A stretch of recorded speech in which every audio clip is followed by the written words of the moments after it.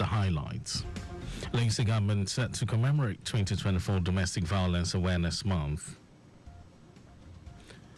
Death toll from flooding increases to 195 in the country. And the foreign typhoon Shanchan leaves widespread disruption in Japan. And in sports, Super Eagles technical director Austin Eguavoen to lead team against Benin Republic, Rwanda for 2025 AFCON fixtures after Bruno Labadia's withdrawal. And now the details. I am Mike James. Only set for the commemoration of this year's Domestic Violence Awareness Month from the 1st of September with the theme SGBV, Not on My Watch, Not in My Lagos. Speaking at a press conference ahead of the celebration at Alausa Ikeja, Commissioner for Justice Lawal Pedro said the celebration is based on the compelling need to ensure that Lagosians realize that ending the menace of sexual and gender-based violence is a collective effort, which requires the support and collaboration of all members of the society. Pedro, who was represented by the Acting Solicitor General and Permanent Secretary in the Ministry of Justice, Hamid Oyenuga, noted that the awareness campaign will kickstart on the 2nd of September with the Turn Alausa Purple campaign, where all public servants will adorn the color purple and also create an opportunity to decorate officers with the purple ribbons at the various entrances of the Secretariat, Alausa, House of Assembly Gate, and Old Secretariat Gate simultaneously. This year, the advocacy work takes place at local government where we have the low reporting. This will involve the traditional rulers, community leaders, market men and women, religious clerics, and other relevant stakeholders in the community.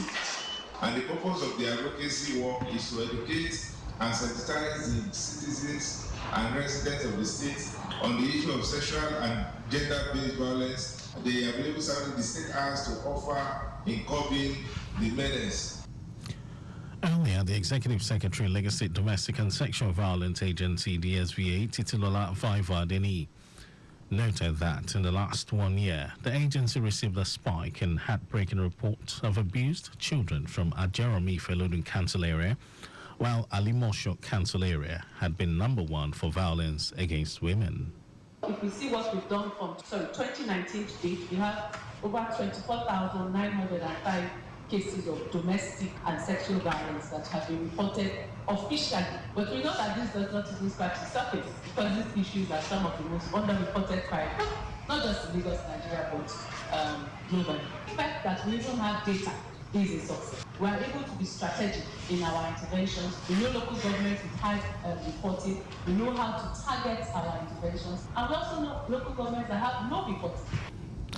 Other activities lined up include symposium, market fiesta, and advocacy walk in local government areas where there are low reports involving traditional rulers, community leaders, marketmen and women, religious leaders, and other relevant stakeholders in the community.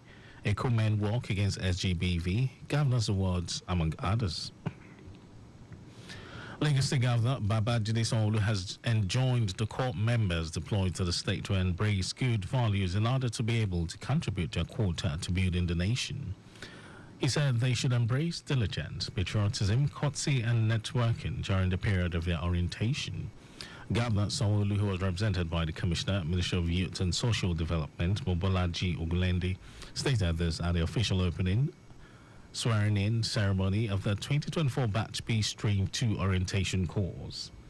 The governor also implored the core members to make the most of the orientation exercise by networking, making new friends, building relationships, having mentorship and entrepreneurship under the Skill Acquisition and Entrepreneurship Development Initiative. Earlier in her address, NYC Lagos State Coordinator Yetunde Badirwa advised the core members to abide by the rules and regulations laid down for them while in the orientation camp, adding that all is aimed at making them good ambassadors of their fatherland whenever they find themselves. 161 Nigerian students who gained admission to universities in the United Kingdom have been denied entry at the country's airports between 2021 and 2023.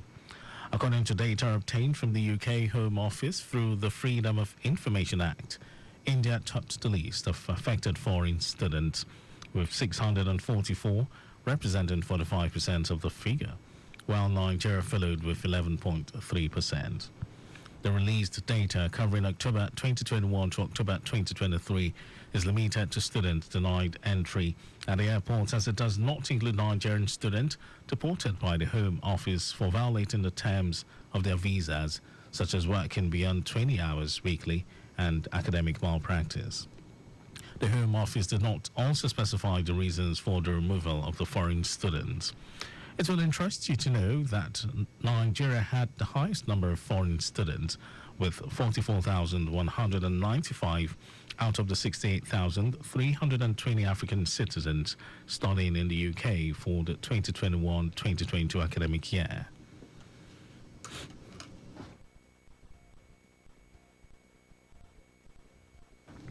And over to the rest of the stories. The death toll from flooding in the country has increased to 195.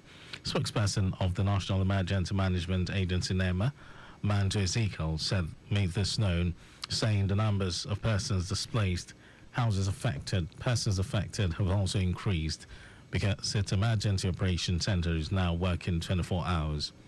Ezekiel, who warned residents by the river Benue to relocate, saying its water level is rising, noted that it is already the time of the year when water from the Lagdo Dam in Cameroon will be released.